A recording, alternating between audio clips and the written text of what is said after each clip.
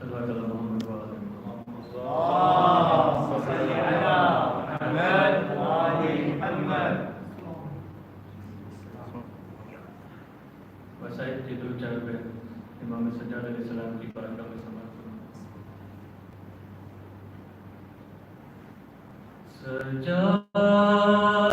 سجادے کو بے موتی غم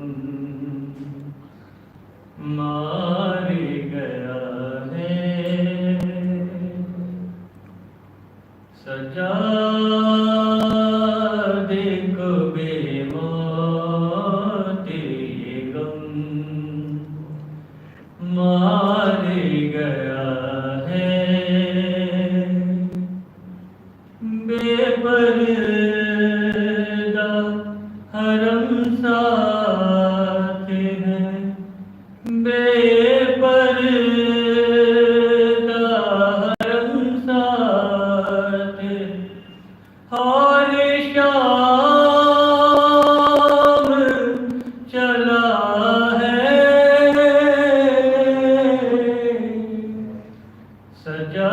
سجادے کو بے موتی غم مار گیا ہے. اے شمر لئی کس پہ تو برساتا ہے کوڑے. اے شمر لئی کس پہ تو برساتا ہے کوڑے.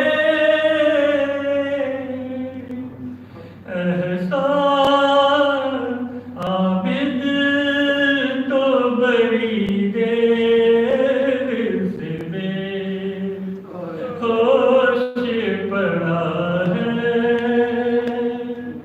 عابد تو بڑی دیر سے بے ہوش پڑا ہے. نامار سکینہ کو تواگے ستمگر. نامار سکینہ کو تواگے ستمگر. احساس یتیمی بڑی سخت سزا ہے.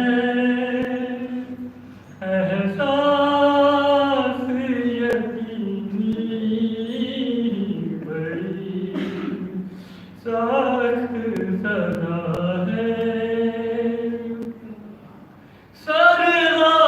سرغازی کا پھرا کے گرانا کے سنا پر.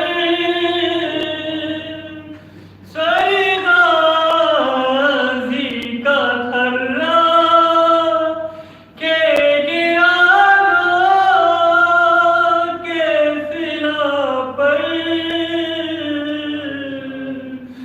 شاید سر زینب کو کھلا دیکھ لیا ہے.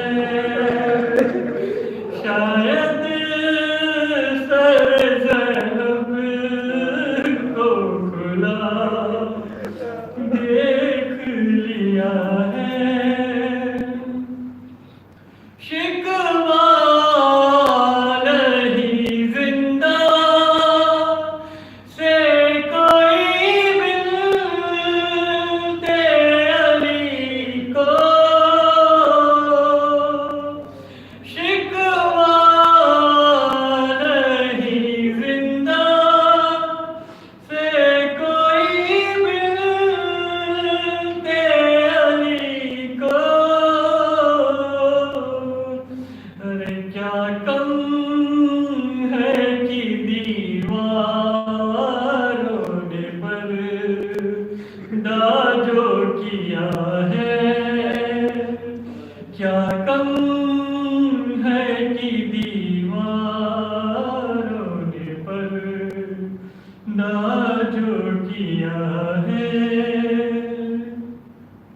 مقتل سے چلی آتی ہے زہرا کی صدائیں، مقتل سے چلی آتی ہے زہرا کی صدائیں، یا رب یہ کہاں قافلہ سالاری چلا ہے، بے پردہ حرم ساتھ ہے،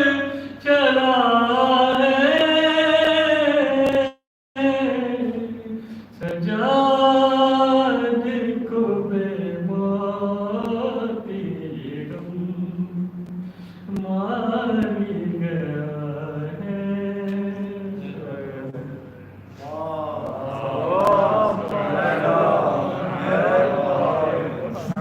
احسن، جزاک اللہ۔ مقتل سے چلی آتی ہیں زہرا کی صدائیں، یا رب یہ کہاں قافلہ سالار چلا ہے، بے پردہ حرم ساتھ ہیں اور شام چلا ہے، سجاد کو بے موت یہ غم مار گیا ہے، سجاد کو بے موت یہ غم مار گیا ہے۔ آپ حضرات سماعت فرما رہے تھے، سلسلہ میں جناب علی عمر صاحب کو جو پرسہ پیش کر رہے تھے، خدا ان کی توفیقات میں اضافہ فرمائے، ان کی صحت و سلامتی کے لیے بلند صلوات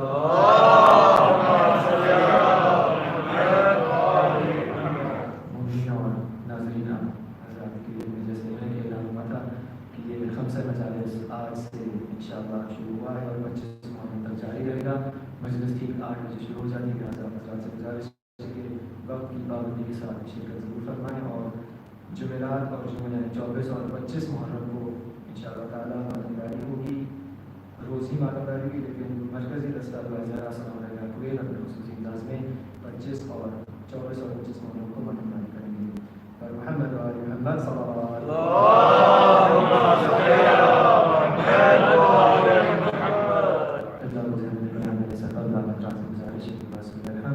اور 3 بار سورۃ اخلاص کی تلاوت کر کے معنی مجلس کے تمام محبوبین کے لیے، خصوص جناب میر الطاف حسین میر مرزا حسین صاحب کا انتقالات ہوئے ان کے لیے، اور تمام مراج نظام علماء کرام شہداء اسلام اور اپنے مرحومین کی ارواح کو بخش دیں۔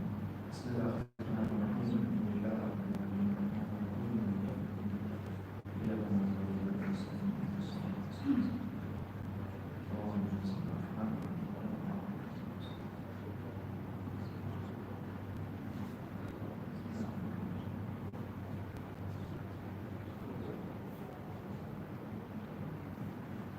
تمام مؤمنین کی سرکاری کے لیے بلند صلوات۔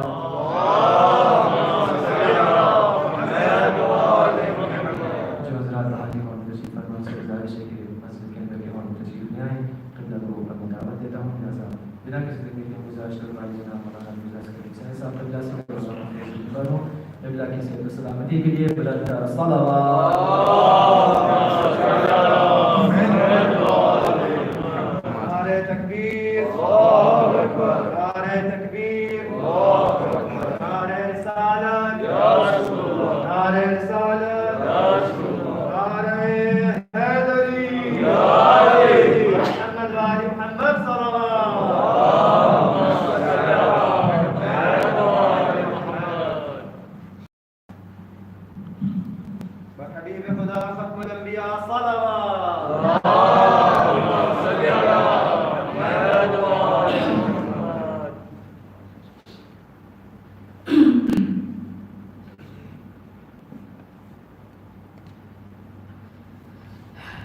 السلام علیکم۔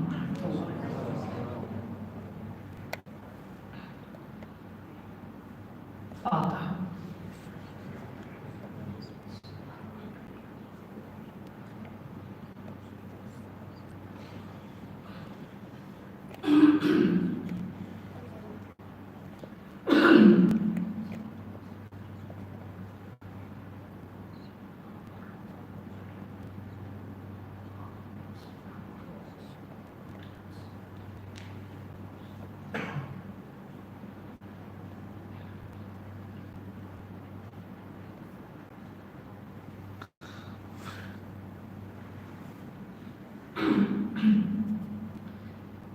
الله ونعم الوكيل، نعم المولى ونعم النصير،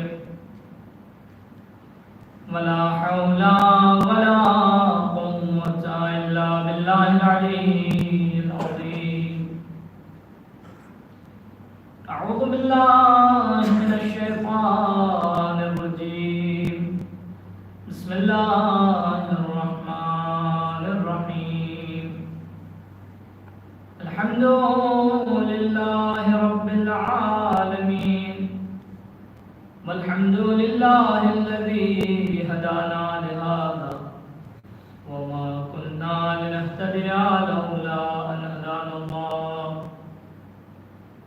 الحمد لله الذي لم يتخذ صاحبة ولا ولدا، ولم يكن له شريك في الملك، ولم يكن له ولي من الذل، وكبره تكبيرا.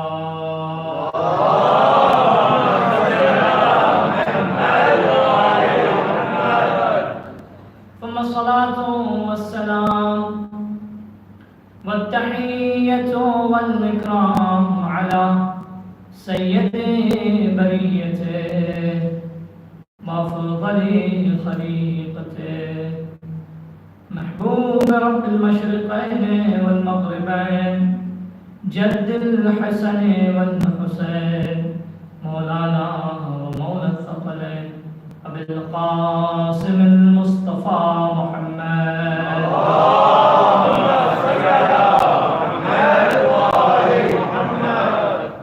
وعلى آل بيته الطيبين الطاهرين المعصومين المنتجبين المطهرين، الذين أذهب الله عنهم الرجس وطهرهم تطهيرا.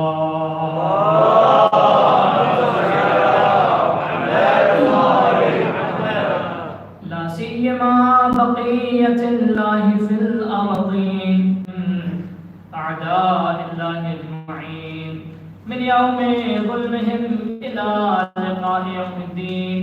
أما بعد، فقد قال مولانا الإمام السجاد عليه الصلاة والسلام: بسم الله الرحمن الرحيم. أنتم معاشر الشيعة العلماء بعلمنا تأولون مقرونون بنا وبملائكة الله المقربين، شهداء الله بتوحيده وعدله وكرمه وجوده، قاطعون لمعاذير المعاند من إمائه وعباده. فنعم الرأي لأنفسكم رأيتم، ونعم الحظ الجزيل اخترتم، وبأشرف السعادة سعدتم حين بمحمد وآله الطاهرين قرنتم. صدق مولانا الإمام السجاد علي بن الحسين عليه الصلاة والسلام، والأئمة الطاهرون ذو محمد.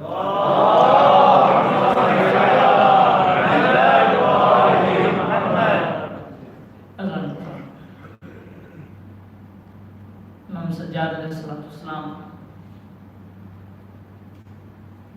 کے عنوان سے یہ خمسہ سجادیہ قائم کیا گیا، اور گزشتہ میرے خیال سے کئی سال سے جو عنوان جس ذیل میں گفتگو کی کوشش کر رہے ہیں وہ ہے امام سجاد اور حفظ و ترویج تشیع، کہ امام سجاد علیہ السلام نے کس طرح شیعت اور تشیع، یا یوں کہوں کہ جس میں کوئی مبالغہ نہیں ہے بلکہ عین واقعیت ہے، کہ ان حالات میں کہ جہاں امام حسین علیہ السلام کا جملہ یہ تھا کہ لم یبقى من الدین الا رسمہ، کہ دین کا صرف نام باقی رہ گیا تھا، کہ جہاں چھٹے امام خود فرماتے ہیں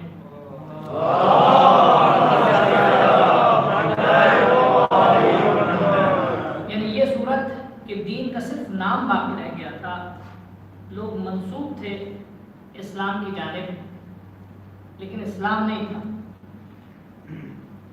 لوگ کہہ رہے تھے کہ ہم مسلمان ہیں، لا الہ الا اللہ بھی تھا، مسجدیں بھی تھیں، نمازیں بھی تھیں، سب کچھ تھا، لیکن دین ختم ہو گیا، دین کی روح نابود ہو گئی تھی۔ اور یہ حق بھی آپ دیکھیں، تنہا دنیا میں بہت ساری چیزیں ہیں کہ ان کو آپ بہت ساری چیزوں کے ساتھ ملا دیجئے تو وہ باقی رہتی ہیں۔ کھانے پینے کی چیزیں بہت ساری ہیں، میں اس بات کو واضح کر کے پھر اصل عنوان آپ کی خدمت میں جن عناوین کو گفتگو کر دی یہ 5 دن کی جو گفتگو ہے وہ عرض کرنا کہ بہت ساری چیزیں ہیں، ان کو آپ ایک دوسرے سے مکس کیجئے تو ان کا اوریجنل ٹیسٹ باقی رہتا ہے اور لوگ اسی میں خوش رہتے ہیں کہ ایٹ لیسٹ اس کا کچھ ٹیسٹ تو باقی ہے، اس کی 100% آئیڈینٹی کھوتی نہیں ہے، یا اوریجنلٹی اگر اس کی ختم بھی ہو جائے، اس کی حقانیت، اس کی اصلیت اگر ختم بھی ہو جائے تو لوگ اتنے میں راضی ہوتے ہیں کہ چلے کچھ تو ہے، some thing is better than nothing, ایک کہاوت میں شروع ہوئی، ٹھیک ہے، لوگ اس کو ایکسیپٹ کر لیتے ہیں۔ یہ دنیا میں ایک رائے جم ہے اور لوگوں کو اس پہ کوئی گلا شکوہ بھی نہیں ہوتا ہے کہ چلو ٹھیک ہے کچھ تھوڑا بہت تو مل گیا، لیکن دین ایک ایسی چیز ہے کہ اس میں ذرا سے بھی آپ کسی چیز کی ملاوٹ کر رہے ہیں، دین ایکسیپٹ نہیں کر سکتا، یعنی دین باقی ہی نہیں رہ سکتا، دین رہ ہی نہیں سکتا۔ آپ کئی کلچرز کو ملا کے ایک نیا کلچر تیار کر لیجئے تو کہیں گے ہاں تھوڑا تھوڑا سب کا ہے، کھانے پینے کی کئی چیزوں کو ملا کر کوئی مکس معجون قسم کی چیز تیار کر تو ہر ایک کا تھوڑا تھوڑا ٹیسٹ آپ یہ اور بھی 100 اس کی 1000 ملین مثالیں ایسی دنیا میں آپ مجھ سے بہتر جانیں، لیکن دین جب تک خالص نہ ہو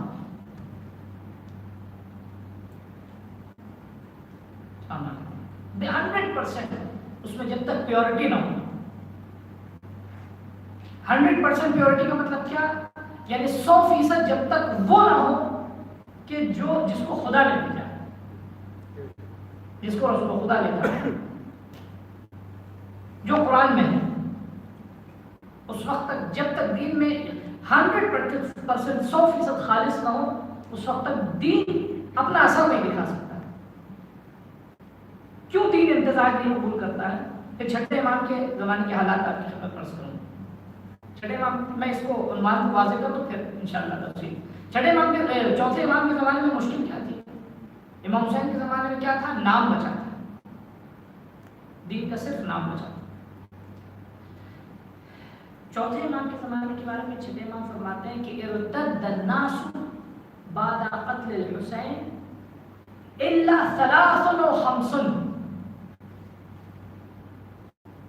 امام حسین علیہ السلام کی شہادت کے بعد تمام لوگ مرتد ہو گئے۔ تعجب کی بات ہے، چھٹے امام نے تعبیر استعمال کی الا 3 او 5،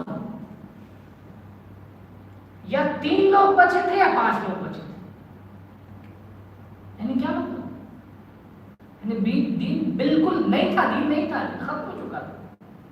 کیوں دین ختم ہو چکا؟ آپ کہیں گے کہ نہیں، تکبیریں بھی تھی، مسجدیں بھی تھی، اللہ اکبر، نماز روزہ سب کچھ تھا۔ میں نے کیا کہا آپ کی خدمت میں مثال دی میں نے کہ ہر چیز کسی چیز کے ملانے کے ساتھ باقی رہ سکتی ہے، لیکن دین و دینداری کسی چیز کے ساتھ ملا کے باقی نہیں رہ سکتی۔ یعنی یہ دین ہے اور تھوڑا سا اس میں ہم اپنی پرسنل لائف کو بھی ملا دیں، یہ دینداری اس میں تھوڑی سی ہماری پرسنل ایکٹیویٹی بھی ہماری مل جائے، یہ دین ہے ہمارا، اس میں تھوڑی سی اور ہمارا مثلا ہم جس کو لوگ دنیا کہتے ہیں، ٹھیک ہے، دین کے مقابل میں جو بھی ہے اس کو دنیا نام دینا غلط بات ہے، دین کے مقابل میں جو بھی ہے وہ سخت و حرام، وہ گناہ ہے، کیونکہ جو کچھ بھی اگر زندگی کا حصہ ہے تو اللہ نے اس میں پہلے سے دے رکھا ہے۔ مثال ایک آپ کو ایگزامپل دے دیں، شادی بیاہ میں لوگ کھانا پینا کرتے ہیں، خوب اللہ نے پہلے سے مستحب کر دیا ولیمہ، ٹھیک کہ اس کی ضرورت تھی، اتنا انٹرٹینمنٹ تو نہیں چاہیے، ٹھیک، لیکن اس کے بعد جو کچھ بھی اب اس میں ملایا جاتا ہے اس کو دنیا کا نام نہ دیے، وہ سحت و حرام، ٹھیک ہے، یعنی جو دین کے خلاف ہے، جو کچھ دین کے دائرے میں ہے وہ ٹھیک ہے، عین دین ہے، چاہے اس کو اگر مباح بھی ہوگا تو دین اس کو مباح کرے گا۔ بہت سی رسمیں ہیں شادی بیاہ میں، یا بہت سے ہمارے ایونٹس جو ہوتے ہیں اس میں کتنی بھی رسمیں ہوتی ہیں، جب تک وہ دین کے مطابق میں نہ آئے وہ ٹھیک ہے، کوئی بات نہیں، یہ نہ کہ یہ تو ہو یا نہیں، ہمارا کلچر نہیں ہے، ہمارے کلچر کی کوئی حیثیت نہیں ہے، ہر وہ چیز کہ جس کو دین کا ریکمنڈیشن حاصل نہ ہو وہ کلچر کی حیثیت نہیں بن سکتا، یعنی ہمارا اگر کلچر بھی ہے تو اس کو دین ریکگنائز کرے گا، اس کو دین جو ہے اس کو تسلیم کرے گا، یا دین کم از کم اجازت دے گا۔ دین کی اجازت کہاں سے ملتی ہے؟ دین کی اجازت کا سمپل کرائٹیریا ہے، دین کی اجازت کا ہر کام میں دین کی اجازت کا سمپل کرائٹیریا یہ کہ دیکھیں اس میں کوئی فعل حرام تو شامل نہیں، اگر فعل حرام شامل نہیں تو دین کی اجازت ہے۔ میں ایگزامپل دیتا ہوں آپ کو، میں نے پہلے کبھی مجلسوں میں بھی ایگزامپل دی، مولا کائنات نے جب مالک اشتر کو بھیجا تھا، جناب مالک اشتر نے تو یہی کہا کہ وہاں جا رہے کچھ رسمیں ایسی ہوں گی جو دین کے مخالف نہیں ہوں، تو اس میں آواز نہ اٹھانا، زبان نہ اٹھانا، کچھ بولنے کی ضرورت نہیں، ٹھیک ہے، جب دیکھنا دین کے خلاف کو کھڑے ہو تب اپنی زبان کھولو، کیونکہ جو کچھ بھی رسمیں جب تک دین سے ٹکرائے نہیں وہ دین کا حصہ بن سکتی ہیں، لیکن جہاں رسمیں دین کے مقابل میں آ جائیں، جہاں رسمیں دین کے حرام کو حلال کریں، جہاں رسمیں دین کے حلال کو حرام کریں، پھر وہ دین میں نہیں، پھر اس کو ہم دین میں شامل نہیں کر سکتے۔ جتنی بھی چیزیں ہیں ہماری، جتنی بھی رسمیں ہماری اپنی پرسنل لائف میں، ہماری عبادی زندگی میں، عزاداری میں، جتنی بھی اننیسیسری بہت سارے موضوعات کے بارے میں بول کے کوئی فائدہ نہیں، اس کے خلاف چیخ کے چلا کے کس وقت فرض ہو جاتا ہے چیخنا؟ جب کوئی رسم دین کے حرام کو حلال کر دے یا دین کے حلال کو حرام کر دے، یہ حد ہے۔ اس کے علاوہ اننیسیسری اپنی انرجی ویسٹ کرتے کوئی فائدہ نہیں۔ بہت ساری رسمیں تھیں، عزاداری ہم لوگ کرتے ہیں، بہت ساری ایسی چیزیں ہیں اس میں عزاداری میں کہ یقیناً اگر کوئی پوچھے کہ چھٹے امام اس طرح کرتے تھے تو ہم حضرت عباس کی قسم کھا کے کہہ سکتے ہیں کہ نہیں کر سکتے، نہیں کرتے، لیکن کیا یہ حرام ہے؟ حرام کس وقت ہوگا یہ عمل یا کوئی بھی عمل؟ جب یہ دین سلام ہے۔ تشریف لانا چلوات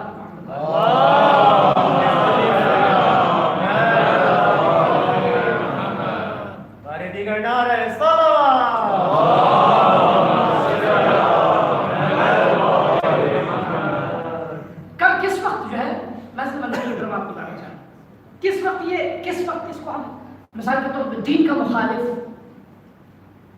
اور دین میں بدعت ہم کس وقت کہیں گے؟ اس وقت کہیں گے جب دین پس پا جا، جب دین کا حرام حلال یا دین کا حلال حرام ہو، کوئی لاگت نہیں ہے، کوئی ایسا مسئلہ نہیں۔ دین میں اتنی وسعت ہے، دین میں اتنی وسعت ہے کہ بہت سارے حقائق کو، بہت سارے مباح اعمال کو چاہے کہ کبھی کبھی مباح عمل استحباب کی حیثیت حاصل کرے، لیکن ہمیں یہ اس کا ہمیں لحاظ کرنا ہوگا کہ ہمیں اتنی جرأت ہم میں نہیں آنی چاہیے کہ ہر عمل کو اپنی مرضی کے مطابق ہم دین کا حصہ بنا دیں اور ہر عمل کو اپنی مرضی کے مطابق دین سے خارج کر دیں۔ یہ بہت امپورٹنٹ ہے، ہمیں اس کا اس کی اتھارٹی ہمیں نہیں۔ میں آج انشاءاللہ جو یہ 5 دن کی مجلسیں ہوں گی اس میں اصل جو بات آپ کی خدمت میں عرض کرنی ہے کہ چوتھے امام کے زمانے کو اور حالات کا آپ اگر جائزہ لیں، بہت قابل غور بات ہے، بالکل یعنی ختم ہو چکا تھا سب کچھ بھی نہیں بچا تھا۔ یعنی آپ دیکھیں کربلا کا واقعہ خود دردناک تھا، کربلا کے واقعے کے بعد واقع ہرا اس سے زیادہ دردناک واقعہ عبداللہ بن حنظلہ غسیل الملائکہ، بنی امیہ کا ایک حاکم مدینے میں گورنر بنا، تو اس نے لوگوں کو خوش کرنے کے لیے اور یہ دکھانے کے لیے اور یزید ملعون کی خوشنودی حاصل کرنے کے لیے 20 لوگوں کا ایک وفد اور ڈیلیگیشن وہ لوگ جو سلجھے سمجھے ہوئے تھے، ان کا ڈیلیگیشن بھیجا کہاں؟ شام، کہ آپ جائیے دیکھ کر آئیے کہ کتنے اچھے ہیں، کتنا اچھا ہے ہمارا خلیفہ۔ لوگ گئے، وہاں سے واپس آئے، تو جو لوگ گئے تھے، جو وفد کیا تھا، ڈیلیگیشن آ کے انہوں نے مدینے میں شدید اعتراض ظاہر کیا 3 سال کے بعد 63 ہجری میں۔ اعتراض کا سبب کیا ہوا؟ حنظلہ غسیل الملائکہ جو تھے، جو جنگ احد میں جن کو شہادت ملی، ان کے فرزند عبداللہ انہوں نے قیام کیا۔ قیام کے نتیجے میں کیا ہوا؟ یزید نے مسلم بن عقبہ، مسلم بن عقبہ کا دوسرا نام پڑا مصرف بن عقبہ۔ مصرف کسے کہتے ہیں؟ اسراف کرنے والے۔ اس کمبخت نے قتل و غارت گری کی تھی مدینے میں، یعنی مدینۃ النبی کو مباح کر دیا۔ آپ سمجھتے ہیں مباح کرنے کا مطلب؟ اللہ اکبر، مسجد النبی کو استبد بنایا تھا اور مدینۃ النبی کو مباح کر دیا۔ اور وہ سپاہی شام کے وحشی بے دین اور بغض اہل بیت میں پروردہ، بغض بنی ہاشم میں پروردہ، ان کو کھلی چھوٹ دے۔ اور وحشیوں کی طرح ان سپاہیوں کی پرورش ہوتی ہے، کوئی انسانیت نہیں، نہ کسی کو نماز سے بدلتا ہے۔ پتہ نہیں کتنے لوگ تو مسیحی ہوں، کتنے لوگ تو بے دین، یعنی کوئی بھی مسلمان نہیں حقیقی معنی۔ خوب انہوں نے جتنے جرائم کرنے تھے مدینے میں کیے۔ خوب یہ فاجعہ، اس کو فاجعہ حرہ بھی کہتے ہیں، حرہ۔ یہ اس کے بعد کوفے میں توابین کا قیام ہوا۔ خوب توابین نے بہت بڑا قیام کوفے میں، یعنی توابین کی تحریک جو ہے وہ کہاں سے شروع ہوئی؟ جناب زینب۔ اور میں اصل آج کی انٹروڈکشن میں گزرے گی بات انشاءاللہ، اور 4 مجلسوں میں امام سجاد علیہ السلام نے جو فعالیتیں انجام دی، تو وہ آپ اس کا اندازہ لگائیے گا کہ کہاں سے اور کیا کرنا چاہ رہے تھے امام سجاد نے اور کیا کیا۔ اس کے کچھ دنوں کے بعد، چند سالوں کے بعد کوفے میں توابین نے قیام کیا۔ کوفے میں توابین کے قیام کو سرکوب کیا۔ سرکوب کرنے کے بعد جناب مختار ثقفی کی شہادت ہوئی، جناب ابراہیم بن مالک اشتر نخعی کی شہادت ہوئی۔ ٹھیک ہے، اور یہ توابین کا قیام سرکوب کیا گیا۔ اب حالت یہ تھی، جس کے بعد مدینے اور کوفے میں جو بچی کچی رمق شیعت کی، جن سے شاید کچھ امید تھی کہ یہ پھر سے دین کا دیا جلائیں گے، وہ بھی ٹھنڈی ہو گئی، بجھ گئی۔ آپ محسوس کرتے ہیں ایسے حالات میں کہ جہاں بالکل جرأت گفتار نہیں، کوئی حامی نہیں، کوئی مددگار نہیں۔ چوتھے امام فرماتے ہیں کہ مکہ اور مدینہ میں، حجاز میں 20 گھر ایسے نہیں تھے کہ جو ہمارے محب ہوتے۔ کتنی بات، یہ روایت پڑھی ہے، 20 گھر ایسے نہیں تھے حجاز میں کہ جو ہم سے محبت کرتے۔ اب آپ سوچیں کہ کتنا معاشرہ پلٹ چکا تھا، کتنے حالات بدل چکے تھے۔ ایسے پرخفقان اور گھٹن بھرے حالات میں امام سجاد کو کیا کرنا ہے؟ امام سجاد کو اپنی امامت کے فرائض کو انجام دینا، امام سجاد کو اسلام کو زندہ کرنا۔ میں نے کہا اسلام نہیں تھا۔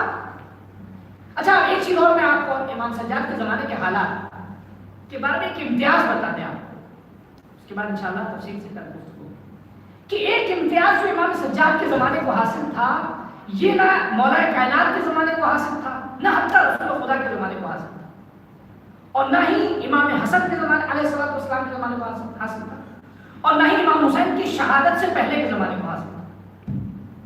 یہ امام حسین کی شہادت کا کمال تھا کہ جو ایک نعمت کی شکل میں امام سجاد کو ملا، اور جس کے بعد کے ائمہ تک کے لیے یہ چیز باقی رہے گی۔ وہ کیا ہے؟ اگر میں آپ سے سوال کروں یہ بتائیے ظاہری طور پر کیا امام حسین علیہ السلام کے قیام کے بعد امام حسین، اس میں تو کوئی شک نہیں، فتح حق کی تھی، امام حسین کی تھی، لیکن کیا ظاہری طور پر بنی امیہ نابود ہوئے؟ توجہ سنیے گا، بہت امپورٹنٹ بات ہے، ایک اہم کلیدی نکتہ۔ ظاہری طور پہ بنی امیہ نابود نہیں ہوئے، ظاہری طور پہ یزید بھی باقی تھا، ظاہری طور پہ عبید اللہ ابن زیاد بھی بغداد میں جا رہا تھا، ظاہری طور پہ تمام شیاطین ظاہری طور پہ باقی تھے۔ تو قیام امام حسین کا سردست سب سے اول فائدہ کیا تھا؟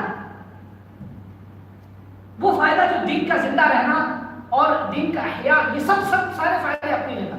ایک جو سب سے نمایاں فائدہ کہ جس نے امام سجاد علیہ السلام اور بعد کے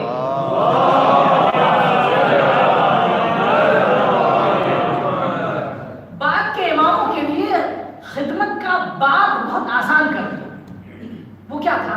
وہ میں آپ کی خدمت میں واضح کروں، پھر اسی پہ انشاءاللہ آج کی مجلس۔ امام رسول خدا کے زمانے میں آپ کے ساتھ مومن بھی تھے، منافق بھی تھے، اور آپ معمول تھے اللہ کی طرف سے کہ منافقوں کا رونما نہ کریں۔ جناب حذیفہ یمانی کو بتایا تھا، خاموشی سے ان سے لوگ آ کے پوچھتے بھی تھے، کیا حذیفہ رسول اللہ نے میرا نام تو نہیں بتایا، میرا نام تو نہیں بتایا؟ وہی لوگ پوچھتے تھے کہ جو تھے، جناب ان کو معلوم تھا، لیکن رسول خدا نے کیا کہا کہ نہیں، کسی کو اشکار کرنے کی ضرورت نہیں،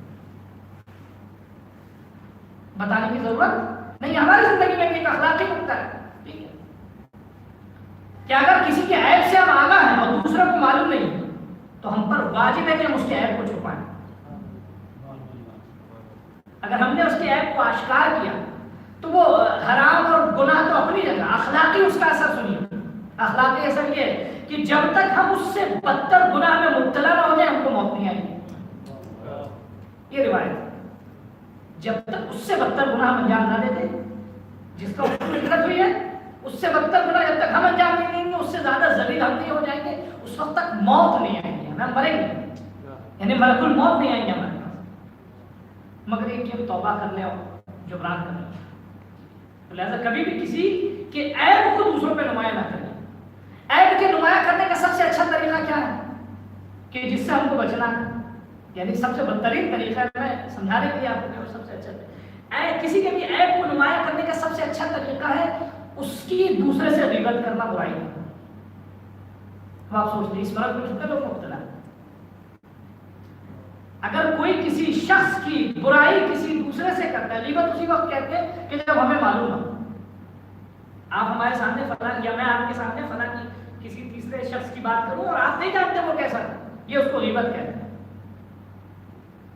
سب سے قوی اور سب سے واضح اور آشکار راستہ دوسرے کے عیب کو کسی انجان شخص کو دوسرے شخص پہ نمایاں کرنے کا جو ہے وہ غیبت ہے۔ تو جب تک ہم اس گناہ میں مبتلا نہیں ہو جائیں گے، یعنی جب تک ہماری رسوائی نہیں ہو جائے گی، ہم ذلیل نہیں ہو جائیں گے، خوار نہیں ہو جائیں گے، یا یہ کہ ہم جب تک اس کی ہم نے بدنامی کی اس سے معافی نہ مانگیں، وہ اس سے برات و ذمہ حاصل نہ کریں، اس وقت تک ہمیں موت نہیں آئے گی۔ تو کہنے کا مقصد کیا ہے؟ ایسے حالات میں امام سجاد علیہ السلام نے جن حالات میں، جن سرکمسٹانسز میں دین پر صلوات پر محمد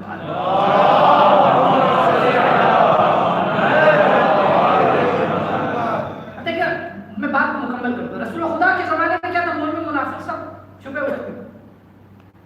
رسول خدا نے ایک حدیث بیان کی، اے علی اگر تم نہ ہوتے تو میرے بعد مومن پہچانے نہیں جاتے، یا علی لولا انت لما عرف المؤمنون بعدی، آپ نہ ہوتے تو مولا کائنات ایک معیار تھے مومن اور منافق کی پہچان کا، لیکن اس میں بھی تاریخ نے بہت توجہ، اس میں بھی تاریخ نے خیانت کر دی، یا مولا کائنات کے حالات نہ ہوئے ایسے۔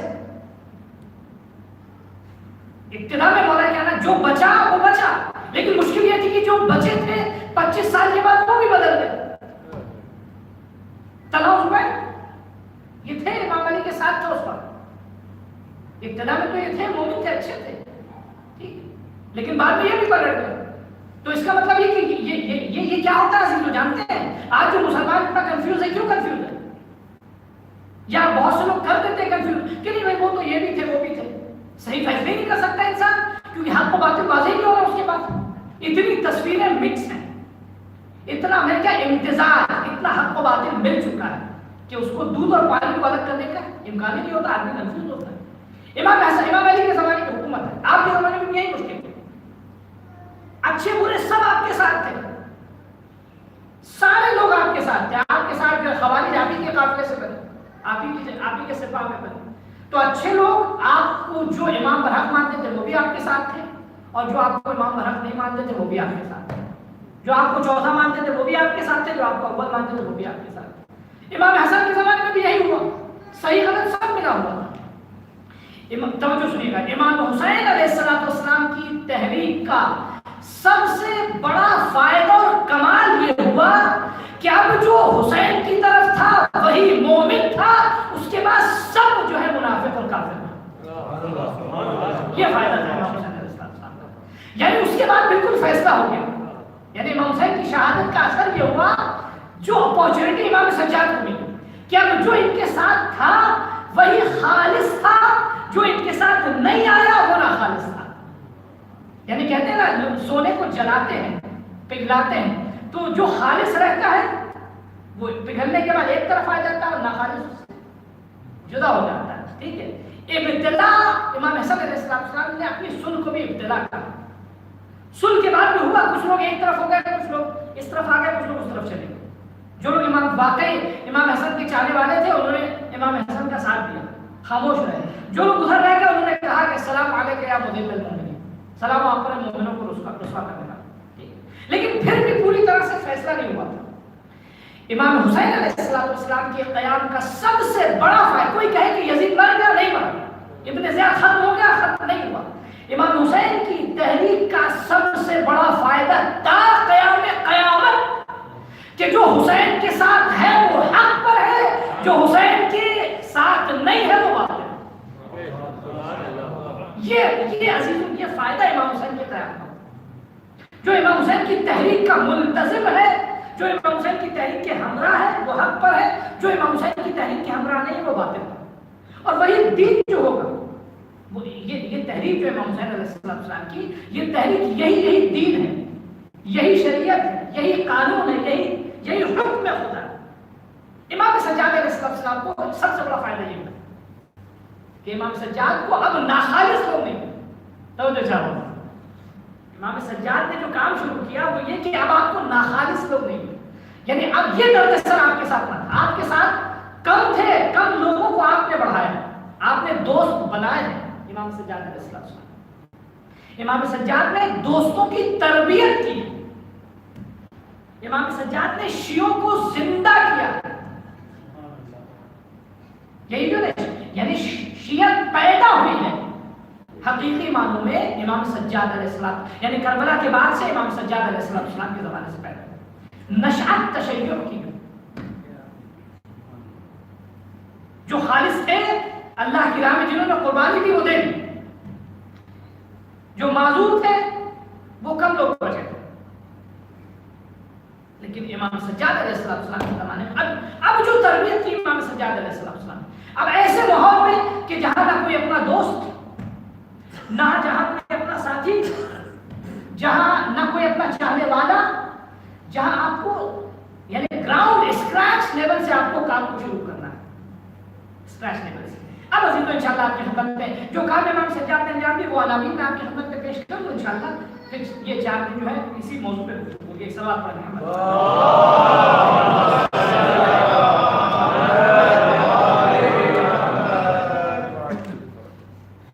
امام سجاد نے شیعت کو زندہ کرنے کے لیے کیا کیا کیا.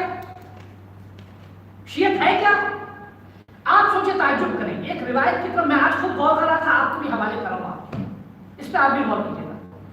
چوتھے امام اپنے زمانے میں, جبکہ آپ کو معلوم ہے کہ بہت غور سے سنیے گا, حضرت امام زمانے کا قیام ابھی ہونے والا نہیں ہے.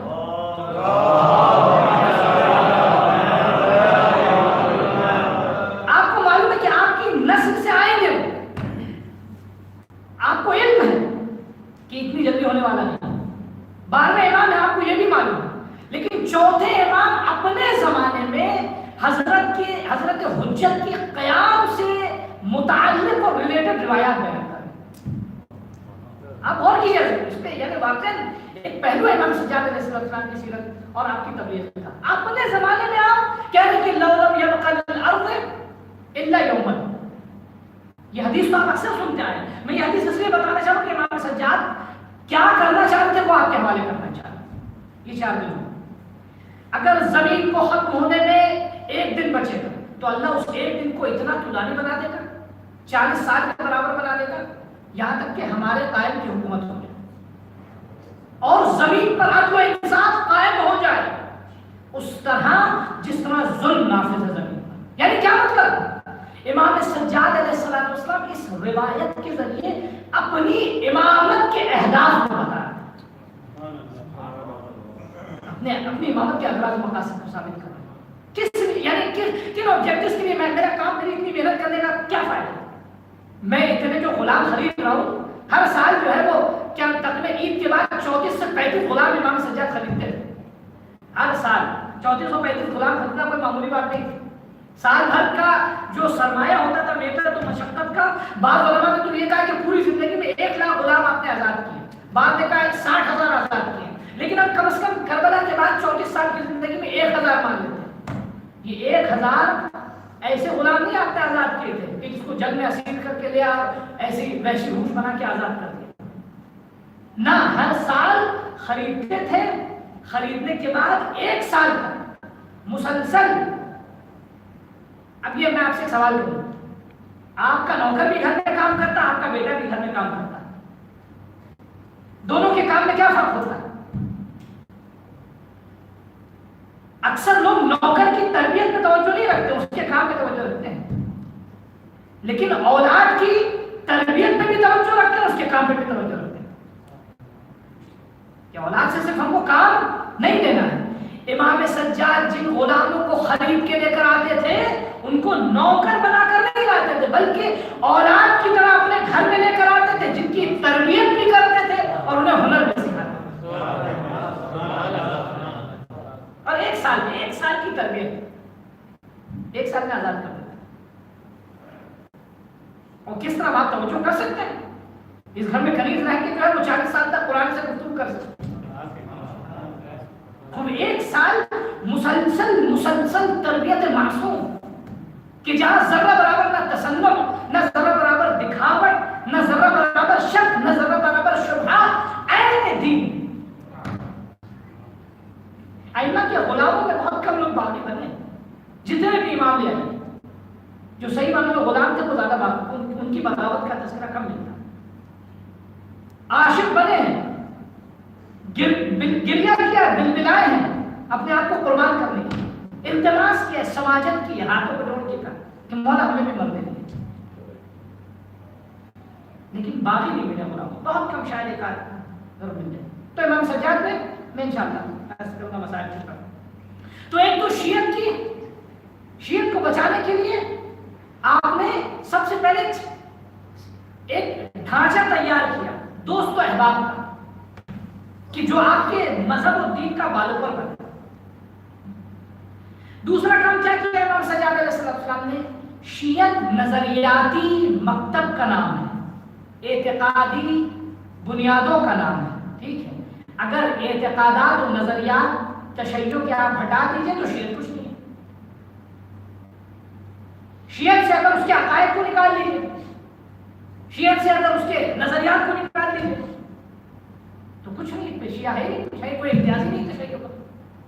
ہمارا امتیاز ہمارے عقائد سے، ہمارا امتیاز ہمارے نظریات سے، ہمارا امتیاز ہماری فکر سے، ہمارا امتیاز اس دین سے ہے کہ جو رسول خدا لے کر آئے، اس کے علم بردار ہے.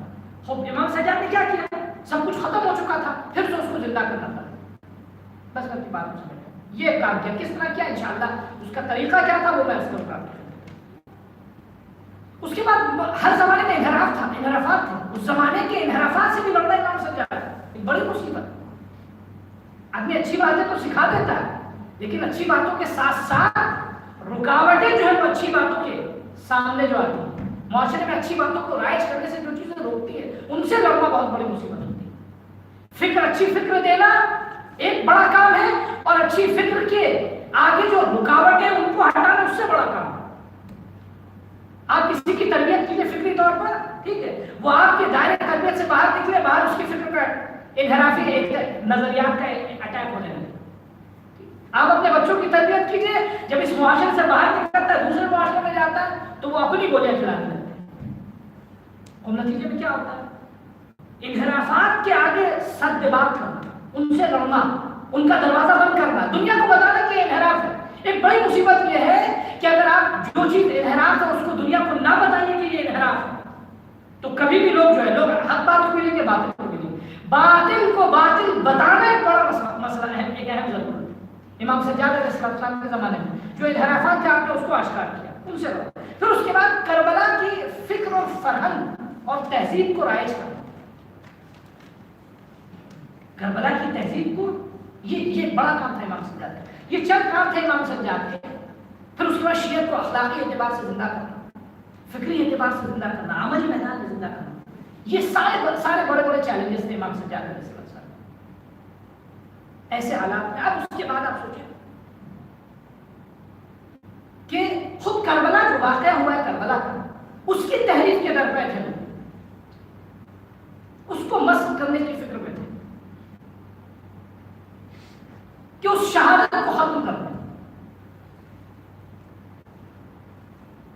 جبکہ کربلا کی شہادت، خود اس شہادت کا، اس ذکر شہادت کا زندہ رہنا بہت ضروری ہے، اس گرمی اور اس حرارت کے ساتھ باقی رہنا ضروری ہے۔ کیوں مصائب کے آپ کو ہم سے پوچھیں کہ کیوں آپ یہ مصائب کی چھوٹی چھوٹی تاریخ پہ اتنی توجہ دیتے ہیں؟ مصیبت کی ہر تاریخ جہاں دشمن کے ظلم کا بیان ہے، وہیں حق کی فتح کی فکر ہے، اس لیے اس کا باقی رہنا بہت ضروری ہے۔ کتنے مسائل، اتنے مسائل، اتنے رنج و آلام سے ہے، درد کو برداشت کیا۔ میں آپ سے ایک سوال کروں، جانتے کیا ایام کون سے؟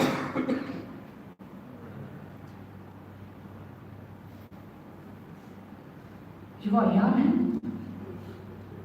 کہ جس میں قافلہ کوفے سے شام کے راستے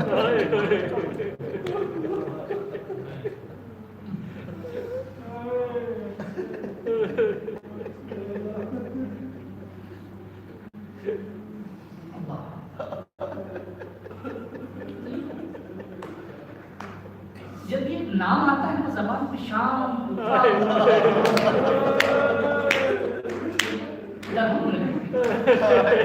جانتے ہیں جب ہم کوفے شام کا نام اپنی زبان پہ لاتے ہیں تو ہمیں نیزوں پہ سر نہیں نظر آتا۔ ہم امام سجاد خود، یہ اماموں کی سیرت ہے، خود اماموں کے ساتھ بھی یہی ہوتا تھا، جب شام یہ سب تذکرہ ہوتا تھا تو نیزوں پہ سر یا غل جہاں میں امام سجاد کا نہیں، بلکہ درد سب سے زیادہ یہ ہوتا تھا کہ زینب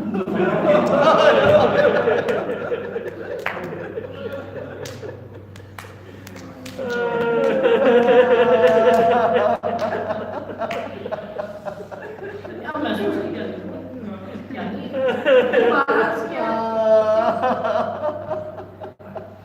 واقعی امام سجاد کتنی بار شہید ہوئے،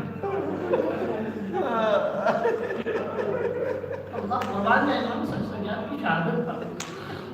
امام سجاد کی شہادت، ایک تو امام سجاد کا سر جھکا تھا زنجیروں سے، اس سے زیادہ جھکا تھا اس بات پر آپ زیروں تصور نہیں کر سکتے، اللہ اور بے بیداری۔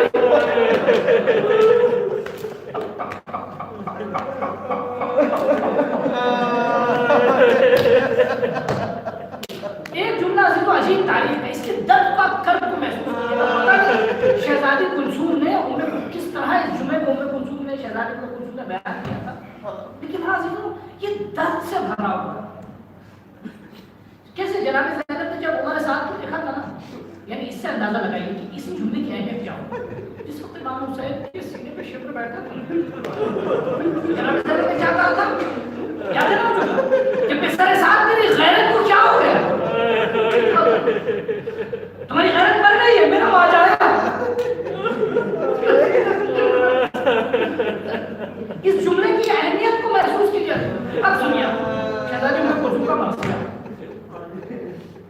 کوفے میں پہنچی ہے نا تو کوفے والوں کو دیکھا چاہو نگاہیں آنکھیں پھاڑ پھاڑ کے چاروں طرف سے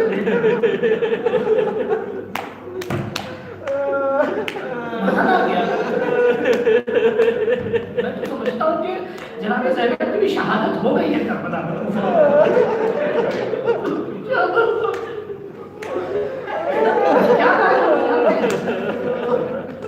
کیا یہ رسول کا جملہ ہے. وہاں سے کوفے والوں اما تصحون تمہیں شرم نہیں آتی تمہاری غیرت مر گئی ہے. تمہارے رسول کو دیکھ رہے وہ ہندا اسارا اور ان کو کنیز اور غلام بنائے اسیر بنائے. تمہاری غیرت مر چکی ہے. بس اچھا کیفیت کیا تھی؟ کی کیفیت کیا تھی؟ جانتے ہیں بس اس کیفیت کو سنی ہے. شاید درد پہنچ جائے. امام زمانہ سے معافی مانگی. ہماری زبانیں قاصر ہیں. ہم ان مسائل پہ گریہ نہیں کر سکتے. ان مسائل پہ آپ کو بھروسہ نہیں دے سکتے. عالم یہ کہ 12 گلے اور 1 رسی.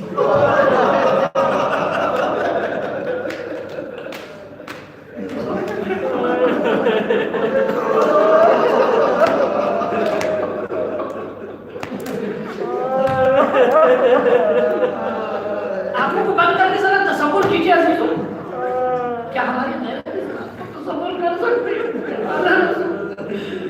تو عجیب عالم ہے کوفے کا. کوفے کسی کوفے میں مدد احنات لے کر آئے تھے جناب زینب تو دن کے اجالے میں پہنچے تھے. محملیں بندی ہوئی تھی سیاہ پوش کپڑوں سے. رات کا انتظار کر رہے تھے کہ کوئی محملوں پہ نگاہ نہ اور ابھی محملوں کا اندازہ نہیں جانتے. افضل کیا کہ ڈاکٹر کہتا ہے کہ محملیں تھی کہ کجابے نہیں تھے اور نہ کوئی پتہ تھا. اس کی جب پہچان نے کہا کہ میں نے جب دیکھا کوفے میں جب آیا بس میں نے سمجھا. میں نے دیکھا کوفے والے بہت سجائے ہوئے کوفے کو عید سا ماحول ہے.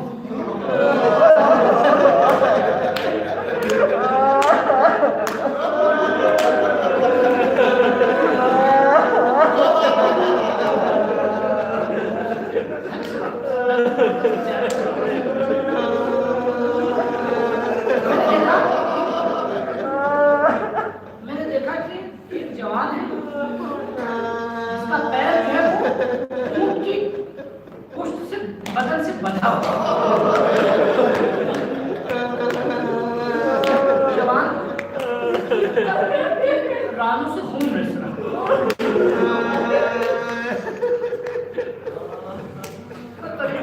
کوئی ماں سے کیا 24 سال برداشت کر سکتا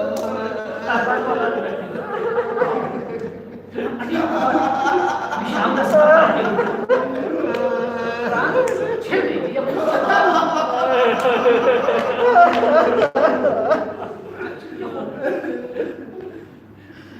امام سجاد جوان مضبوط لیکن پیر رگڑ جب ان کی کھال سے ہوتی تھی مولا امام حسین کی بچی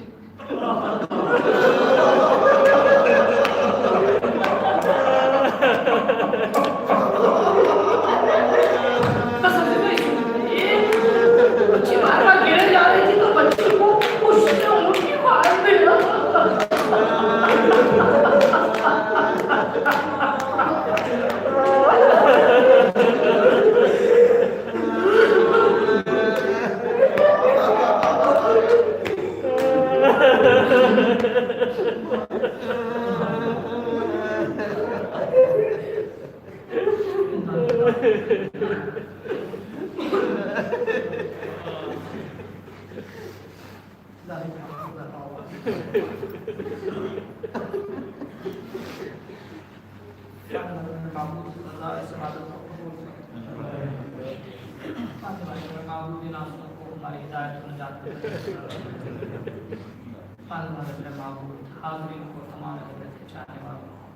تمام بلاؤں سے محفوظ فرما. مولا اس وبا کے شر کو دنیا سے ختم کر، بیماروں کو شفا عطا فرما، پھر دنیا سے جا کے ہم کو ہدایت کے ساتھ مشہور، ظالموں کو نابود فرما، ہم کے پاسبانوں کی حفاظت فرما، امام کے حقوق کی تعجیل کر، ہمیں اور ہماری نسلوں کا نام کا عاشق حاصل کرنا، انك انت السميع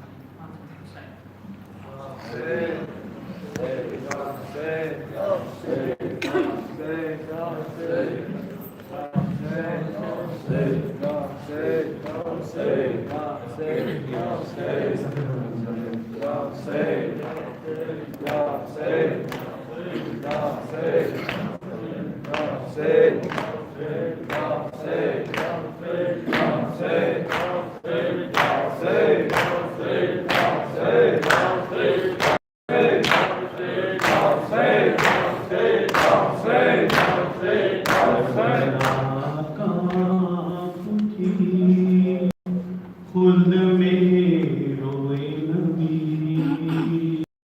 بیبی کے جب عابد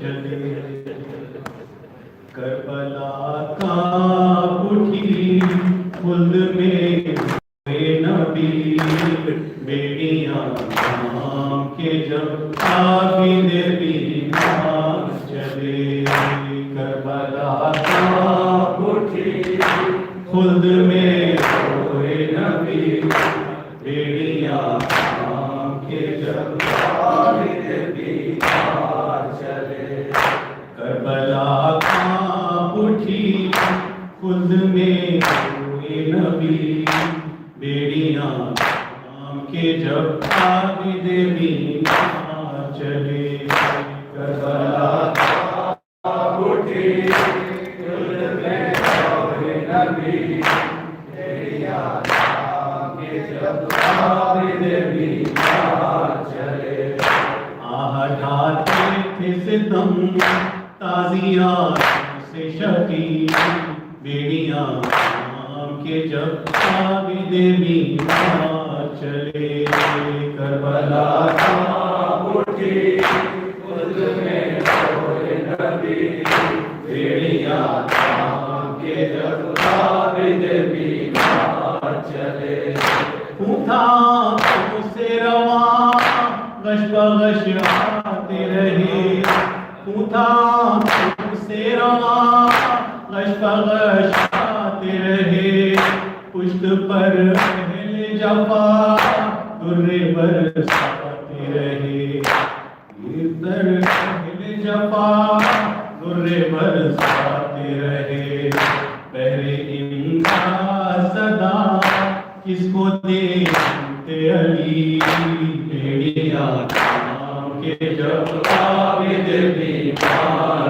چلے کربلا کانپ اٹھی خلد میں روئے نبی بیڑیاں کام کے جب عابد بیمار چلے آگے شہداء کے تھے سر پیچھے قیدی تھے حرم آگے شہداء کے تھے سر پیچھے قیدی تھے حرم نیزہ ہاتھوں نے لیے ساتھ تھے اہل ستم آل احمد کے لیے تھی مصیبت کی گھڑی بیڑیاں کام کے جب عابد بیمار چلے کربلا کانپ اٹھی خلد میں روئے نبی بیڑیاں کام کے جب عابد بیمار چلے دیے زینب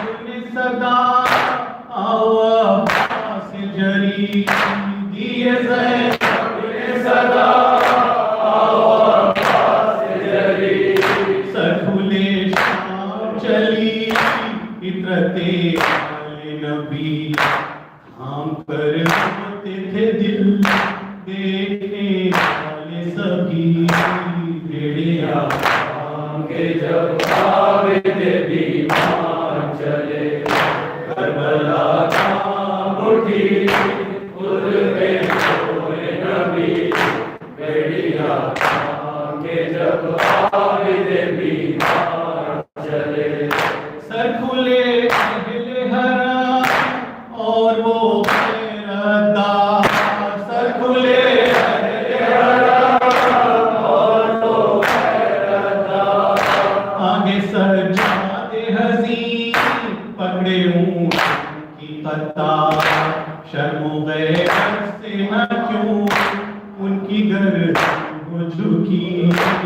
بیڑیاں تھام کے جب عابد دیوان چلے کربلا کہاں اٹھی خود میں کوئی نبی بیڑیاں تھام کے جب عابد دیوان چلے ایسی دنیا میں کوئی بابا زنجیر نہ ہو ایسی دنیا میں کوئی بابا زنجیر نہ ہو اور رستن رستہ کہیں ساتھ ہم شیر نہ ہو کربلا میں یہ ہوا باد فرزند نبی بیڑیاں تھام کے جب عابد بیمار چلے کربلا کہاں اٹھی خود میں کوئی نبی بیڑیاں تھام کے جب عابد